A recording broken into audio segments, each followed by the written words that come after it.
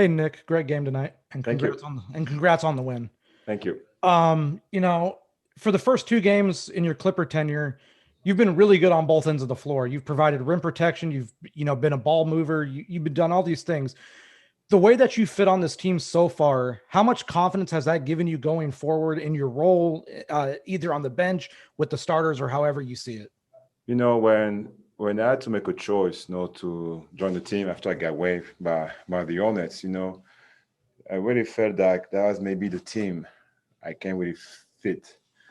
Because I watched them play last year. We all know what happened last year. I told myself and my wife and friends and the way I talk with Ty Lue and Kawhi, all those guys, and Norris Frank, that might be the best fit for me, especially for that team. Not especially for me, but for that team, because they don't have a guy who just wants just want to make the other guys better. I don't really care about what I'm doing actually.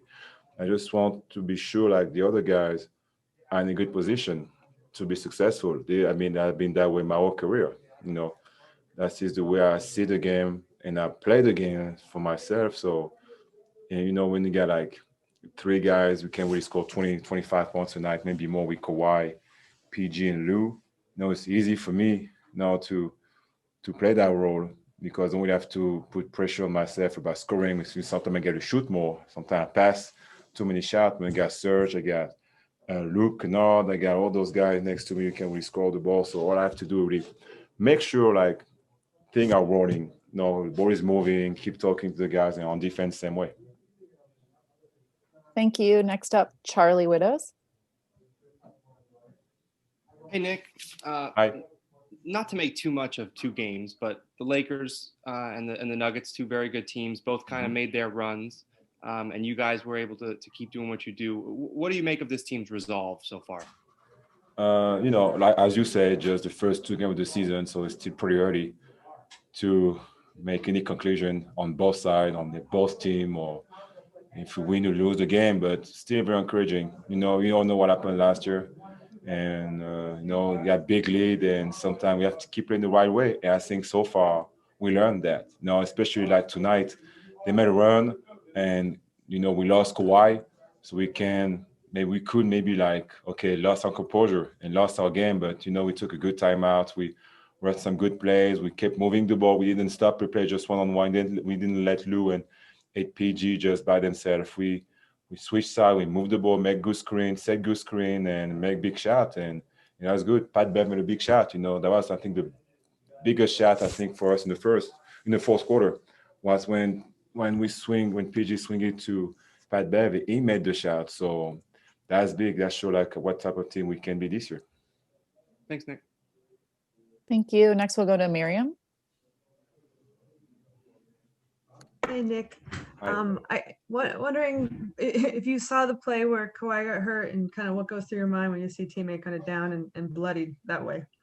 I didn't see the play. I was running back, or when I went closer to him, I saw his lips, so I didn't look good at all. So you don't want a player, one your teammate, even like an opposite guy, like any players go down like that with blood all over him and everywhere on the floor. So I think he's good. I just met him, saw him in the locker room. He was okay.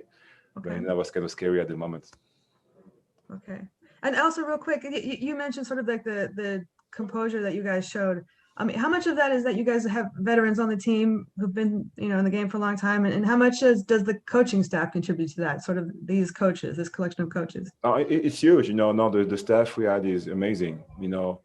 Tyler is a champion. He's been there. The coach we had, they had like multiple experiences at the highest level. So as a player as well, we had so many guys who's been around. And they know like they went through good experience, and for some of them bad experience recently.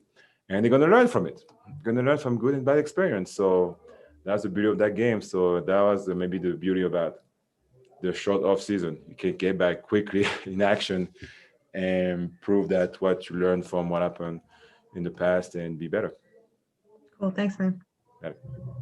Next up, Andrew Grave.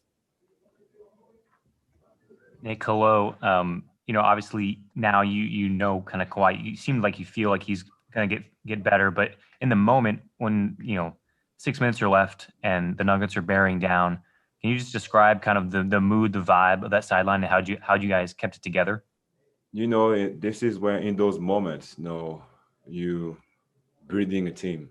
You can get to know like who you are as a team.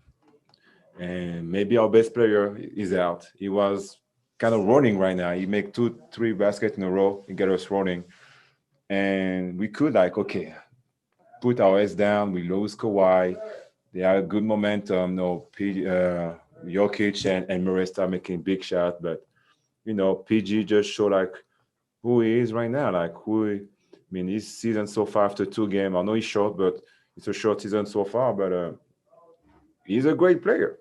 No, he make big plays for us. He make big plays, and we can rely on him sometimes to do that because this is a big time player.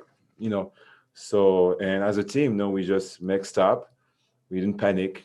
We didn't do crazy stuff. We didn't rush. We did it a little bit sometimes. That's why guys still correct that because we made bad turnovers. They took quick shot, but overall that was better. And we could do better as well, and we will.